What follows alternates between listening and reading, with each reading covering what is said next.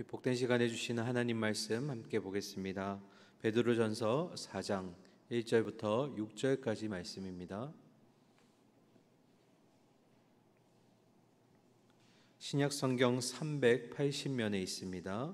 베드로전서 4장 1절부터 6절까지 본문으로 그리스도의 마음으로 갑옷을 삼으라 라는 제목으로 말씀 나누겠습니다. 1절부터 교독하도록 하겠습니다. 그리스도께서 이미 육체의 고난을 받으셨으니 너희도 같은 마음으로 갑옷을 삼으라. 이는 육체의 고난을 받은 자는 죄를 그쳤음이니 그 후로는 다시 사람의 정욕을 따르지 않고 하나님의 뜻을 따라 육체의 남은 때를 살게 하려 함이라. 너희가 음란과 정욕과 술 취함과 방탕과 향락과 무법한 우상 숭배를 하여 이방인의 뜻을 따라 행한 것은 지나간 때로 족하도다. 이러므로 너희가 그들과 함께 그런 극한 방탕에 다름질하지 아니하는 것을 그들이 이상히 여겨 비방하나 그들이 산 자와 죽은 자를 심판하기로 예비하신 이에게 사실대로 고하리라. 이를 위하여 죽은 자들에게도 복음이 전파되었으니 이는 육체로는 사람으로 심판을 받으나 영으로는 하나님을 따라 살게 하려 함이라. 아멘. 할렐루야. 주님이 주신 새 하루가 시작되었습니다. 이번 주간은 장마주간이라고 하는데요, 그럼에도 우리의 목자 되시는 주님의 인도하심 따라 또 동행하심 따라 기쁨과 감사와 찬양이 한 주간 있기를 소망합니다.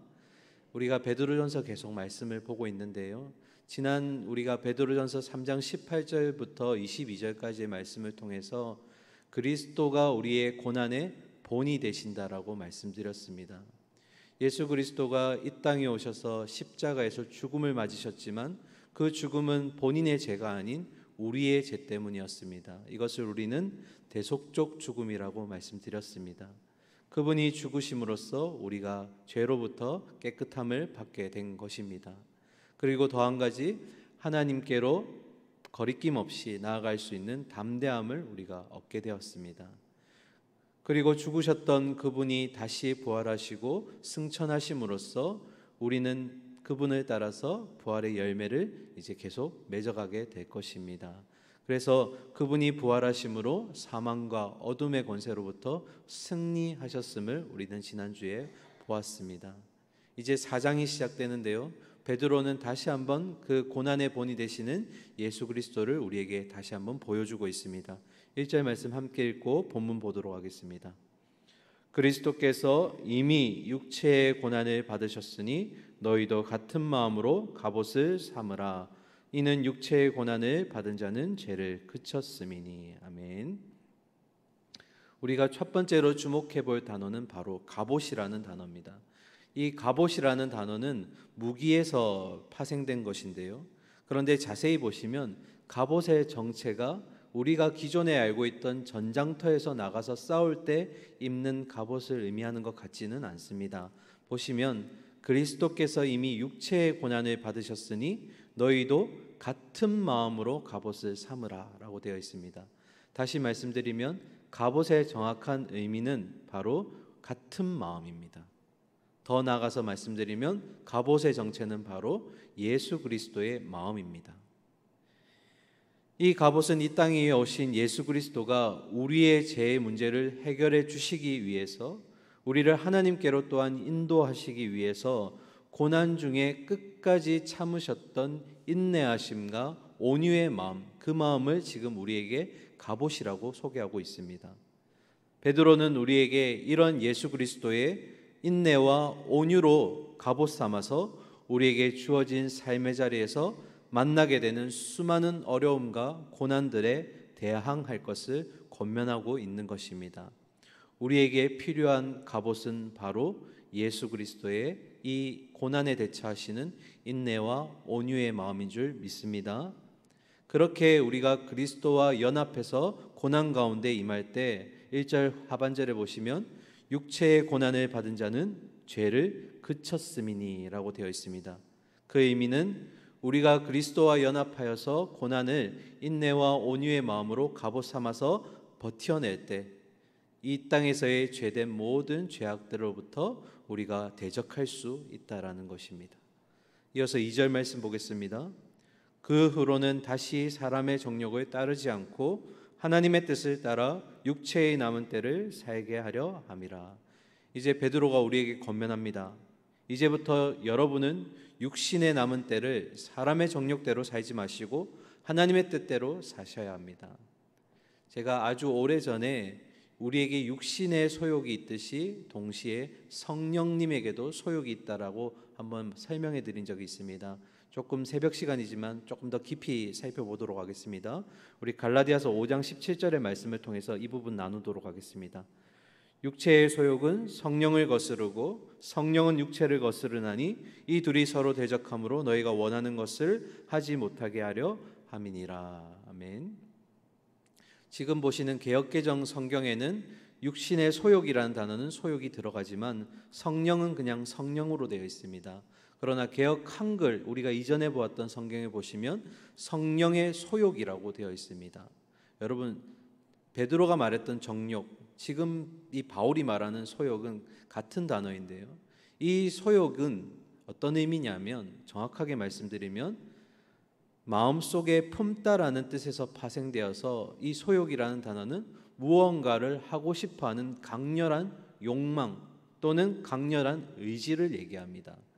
소욕만 놓고 단어의 뜻을 살펴보면 이 소욕은 좋은 것도 아니고 나쁜 것도 아닙니다.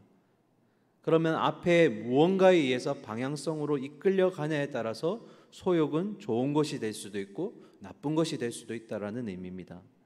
지금 우리에게 소욕이 육신의 소욕도 있고 동시에 성령의 소욕도 있다라고 제가 말씀드렸습니다. 그리스도를 만나기 이전에, 그리스도와 연합되기 이전에 우리는 우리 안에 성령의 소욕밖에 육신의 소욕밖에 없었습니다. 그래서 우리는 육신이 원하고자 하는 삶을 그냥 살아가기만 했던 존재들입니다. 그런데 우리가 하나님과 연합하게 되고 주를 믿는 믿음이 생겨나게 되면서 우리 안에 육신의 소욕과 그리고 성령의 소욕이라는 두 공간이 존재하게 되는 것입니다. 그런데 이 두 가지 소욕은 서로 타협하거나 공존할 수가 없는 영역입니다.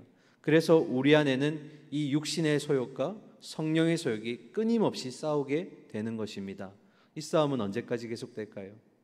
우리 인생 마지막 날까지 계속된다라는 것입니다. 원래는 육신의 모습대로 육신이 원하는 대로 살면 되었던 우리입니다.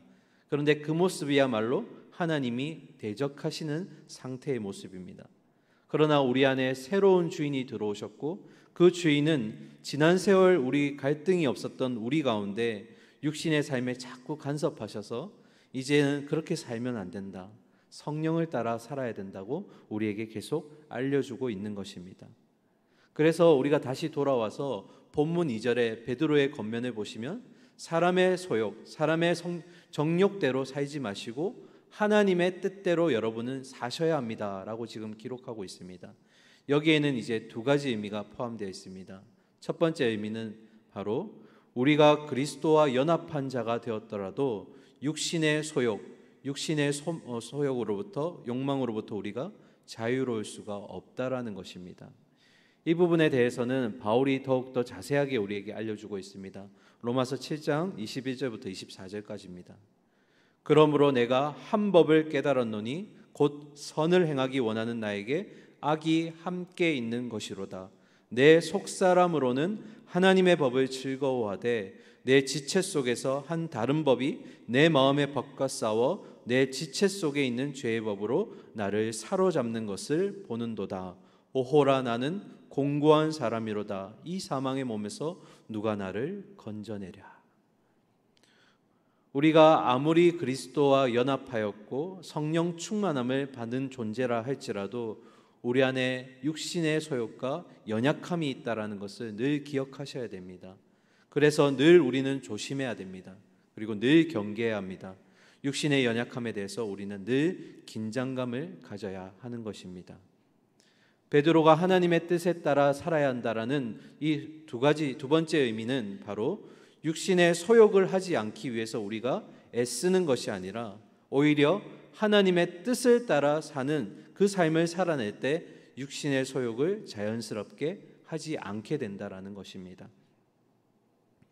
우리가 사랑하는 사람이 생기면 그 사람이 무엇을 좋아하고 무엇에 관심 있는가에 대해 알고자 합니다. 그렇게 그 사람에게 좋은 것과 관심 있는 것을 자꾸 우리가 행하다 보면 그 사람이 싫어하는 것을 자연스럽게 멀리하게 됩니다. 우리가 하나님과의 관계 속에서도 이러한 내용들이 적용이 됩니다. 우리가 윤리적으로 도덕적으로 육신의 소욕을 하지 않겠다라고 애쓰고 발버둥 치는 것이 아니라 오히려 하나님이 좋아하시는 것, 하나님이 기뻐하시는 것이 무엇일까 생각하며 그리고 성령에 따라서 따라갈 때 우리는 자연스럽게 육신의 소욕으로부터 멀어질 수 있게 된다라는 것입니다. 우리가 도덕적으로 윤리적으로 신앙에 있어서 하지 말아야 될 것들을 안 하려고 애쓰다 보면 결국 애쓸수록 우리가 느끼는 것은 바로 신앙이 너무나 무겁고 부담스럽다라는 겁니다. 사랑하는 새벽의 성도님들, 오히려 하나님의 뜻을 이루심으로써 그 하나님이 주시는 기쁨과 감사의 신앙이 우리의 삶에 일어나기를 소망합니다. 그것이 바로 성령 충만의 삶이요 하나님의 뜻대로 사는 삶인 줄 믿습니다. 자, 이어서 3절 말씀 보겠습니다. 너희가 음란과 정욕과 술 취함과 방탕과 향락과 무법한 우상 숭배를 하여 이방인의 뜻을 따라 행한 것은 지나간 때로 족하도다. 베드로는 이제 우리에게 이런 말을 합니다. 여러분이 지난날에 이방 사람들 같이 하고 살았던 그 모든 것들, 그 육신의 소욕들 이제는 그때 지나간 걸로 충분합니다. 그리스도와 연합되기 이전에 우리의 모습들은 단순히 성적으로만 문란했던 것이 아닙니다. 지금 세 가지 부류가 3절에 나와 있는데요. 음란과 정욕은 당연히 성적인 것이고요. 두 번째로 술 취함, 방탕, 그리고 향락. 이 향락은 바로 술잔치, 큰 연회잔치를 얘기합니다. 그리고 세 번째로 무법한 우상숭배. 이 세 가지 부류는 결국 단순히 성적인 것만이 아니라 우리 삶에서 모든 것이 일어나는 육신의 욕망들, 그리고 그 욕망으로 인해서 일어나는 행위들을 얘기합니다. 그러니까 베드로는 우리에게 이렇게 얘기하는 겁니다. 그리스도와 연합되기 이전에 여러분이 하셨던 육신의 욕망들과 행위들은 그 과거로서 족합니다. 그걸로 됐습니다. 이제는 더 이상 하시면 안 됩니다 라고 얘기하고 있는 겁니다. 자, 이어서 4절 보겠습니다. 이러므로 너희가 그들과 함께 그런 극한 방탕에 다름질하지 아니하는 것을 그들이 이상히 여겨 비방하나. 4절의 중요한 단어 다름질하다라는 단어입니다. 이 다름질하다는 우리식으로 말하면 함께 달린다라는 의미입니다. 4절에 보시면 이러므로 너희가 그들과 함께 극한 방탕에 함께 달리지 않는 것에 대해서 그들이 이상하게 여긴다라고 얘기합니다. 오늘날로 말하면 이런 겁니다. 예전에 나는 그리스도를 믿기 이전에는 그런 육신의 욕망대로 살아갔었는데 교회를 다니게 되고 회심하게 되고 내 삶이 변화되는 모습을 보면서 주변의 세상 사람들이 나를 이해하지 못한다라는 겁니다. 예전에는 야, 전화 와서 야, 우리 술 먹으러 가자, 아니면 주말에 어디 놀러 가자 이러면 그리스도를 믿기 이전에 나는 아무 거리낌 없이 내가 먼저 그 자리에 가서 분위기를 주도하고 막 그렇게 약속을 정하는 그런 사람이었는데 그리스도를 믿고 교회에 나오고 나서는 처음으로 어떻게 얘기합니까? 나 오늘 교회 가야 될 것 같아. 오늘은 안 될 것 같아. 그러니까 처음에는 주변 사람들이 그런 나를 보면서 어떻게 생각합니까? 야, 너 좀 교회 좀 다니더니 좀 변한 것 같다. 너도 안 되라는 말을 할 줄 알아? 미안하다는 말을 할 줄 알아? 그런데 이 처음 아니라고 했던 말이 점점 반복되고 횟수가 증가하니까 그 세상 사람들이 이제는 뭐라고 얘기할까요? 야, 너 교회 좀 다닌다고 우리하고는 이제 더 이상 안 만나는 거야? 내가 어떤 사람인 줄 우리는 뻔히 아는데, 네가 어떻게 살아왔는지를 뻔히 아는데 그 모습 그렇게 오래 가지 않을 거야. 나중에 못 참고 우리한테 연락하지 마. 이 시간이 지나면서 점점 어떻게 되는 걸까요? 의아해하던 그 세상 사람들이 나중에는 우리를 반대하고 우리를 비방하기 시작한다라는 겁니다. 그리스도인들이 세상 사람들과 이렇게 삶을 구별해서 살게 될 때 나타나는 세상의 반응은 뭐라고요? 마치 우리를 비정상적인 사람처럼, 또는 비방하고 배척하게 된다라는 겁니다. 여기서 우리가 던져야 될 질문이 있습니다.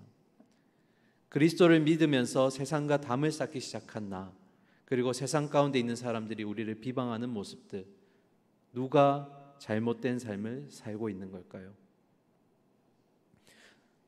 우리가 이렇게 거절하게 되고 교회를 위해서, 우리의 믿음을 위해서 지켜내는 이 과정 속에서 때때로 우리가 이런 마음을 느낄 때가 있습니다. 나는 분명히 그리스도인으로서의 삶을 살고 있는데 무언가 버림받은 것 같고, 주님이 나를 이렇게 하시면 보호해 주셔야 될 것 같은데 보호받지 못하는 것 같고, 오히려 세상 사람들로부터 비난받고 이렇게 책망당하는 것 같은 그런 마음이 드는 겁니다. 누가 잘못된 삶을 사는 걸까요? 베드로는 5절을 통해서 우리에게 그 답을 줍니다. 우리 5절 말씀 함께 읽겠습니다. 그들이 산자와 죽은 자를 심판하기로 예비하신 이에게 사실대로 고하리라. 아멘. 가장 중요한 단어 고하리라입니다. 우리식으로 하면 대답하다라는 뜻인데요, 이 대답하라는 의미 속에는 어떤 의미가 있냐면 계산하다, 정산하다, 정리하다라는 의미가 있습니다. 산자와 죽은 자, 곧 이 땅의 모든 인류는 마지막에 그 하나님의 심판의 자리에서 이 땅에서 자신들이 행한 모든 행위에 대해서 마지막 날에 말해야 된다라는 겁니다. 마지막 날에 정산해야 되고 계산해야 된다라는 겁니다. 모든 인류가 하나님의 심판대를 피할 수가 없고, 그 심판의 자리에서 우리가 이 땅에서의 어떠한 삶을 살았는지를 하나님께 그 앞에서 보고해야 된다라는 겁니다. 마지막 6절 말씀 보고 마무리하겠습니다. 6절입니다. 이를 위하여 죽은 자들에게도 복음이 전파되었으니 이는 육체로는 사람으로 심판을 받으나 영으로는 하나님을 따라 살게 하려 함이라. 아멘. 6절의 말씀 조금 어려울 수 있는데요, 제가 설명해 드리겠습니다. 우리가 지금 육신을 입고 현재의 삶을 살아가고 있지만 이전에 육신의 삶을 살다가 죽은 자들이 분명히 있습니다. 그런데 그 육신의 삶을 살다가 죽은 자들이 육신과 함께 살아가는 그때 하나님이 복음을 그들에게도 주었습니다. 그 준 복음에 반응한 자들은 비록 지금 육신이 죽은 상태에 있지만 마지막 때에는 결국 하나님 앞에서 심판의 자리에 동일하게 서게 될 것이며, 그들이 살아있을 때 복음에 대해서 반응을 했는가 아니면 육신의 삶대로 살아갔는가를 그때야 비로소 심판 자리에서 함께 나열된다라는 것입니다. 우리도 동일합니다. 우리가 살아있을 때 주님이 오시면 참 감사하겠지만 우리가 육신의 죽음을 맞이했을 때, 우리가 이후에 마지막 심판의 자리에 섰을 때 지금 살아있는 이 삶 속에서 하나님의 이 복음에 여러분이 반응을 하고 그 복음의 삶, 성령이 주시는 삶대로 살고 있었느냐, 그것을 가지고 마지막 때 하나님이 심판하시겠다라는 겁니다. 하나님은 산자와 죽은 자의 심판자가 되시기 때문에 육체적으로 이미 죽은 자들에게도 이전에 복음이 전파되었고, 그리고 그들이 살아있을 때 복음에 반응했던 자들에게는 육으로 죽음 당하였더라도 마지막 심판의 때에 구원을 주시겠다라고 지금 말씀하고 계시는 겁니다. 그리스도인으로 살면서 때로는 주변으로부터 배척당하고 비방당하는 어려움을 겪을지라도 결국에는 그 비방당하고 배척당하는 그들의 행위가 옳다라는 겁니다. 왜냐하면 마지막 하나님의 심판 때에 모두가 서게 될 때, 그때 그리스도인들은 이 땅에서의 그 복음에 반응하고 성령을 쫓아 사는 그 삶으로 인해서 결국 하나님의 영광의 보좌에 함께 서게 될 것입니다. 말씀을 마무리하겠습니다. 오늘 베드로는 우리에게 주님의 마음으로 갑옷을 삼아서 우리에게 닥쳐오는 고난과 어려움들을 부딪히고 이겨내라고 말씀하고 있습니다.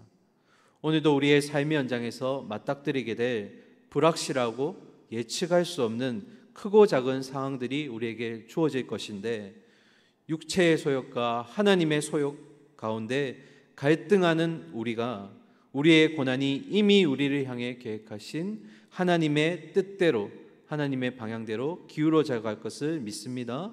그리고 그렇게 살아갈 때 마침내 우리는 마지막 때에 예비해 두신 영광의 자리까지 우리가 같이 얻게 될 줄 믿습니다.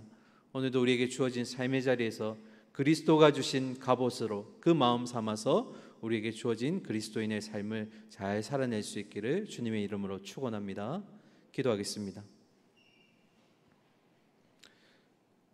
오늘도 우리와 함께 하시며 우리의 그 마음 가운데 성령을 따라 살기를 소망하는 그 하나님의 뜻을 따라 우리가 살아내고자 합니다.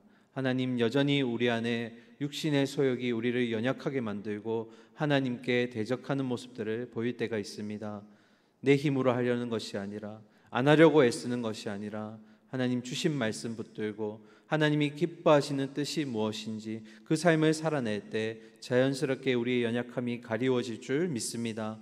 때로는 우리에게 닥쳐오는 그리스도인의 삶으로 인해 받게 되는 고난과 어려움이 있지만, 그러나 주님 주신 그 갑옷으로, 주님 주신 마음으로 살아낼 때에 마침내 우리는 그 심판의 자리에서 주님 주신 영원한 유업을 얻게 될 줄 믿습니다. 우리에게 하나님 그러한 마음을 주셨사오니 우리의 남은 인생 가운데, 또 우리에게 주어진 한 주간의 삶 가운데 그리스도의 마음으로 갑옷 삼아서 우리에게 주어진 삶의 현장에서 고난과 그런 어려움들 가운데 잘 대처해낼 수 있는 우리 모두가 되게 하여 주시옵소서. 살아계신 예수 그리스도의 이름으로 기도드립니다. 아멘.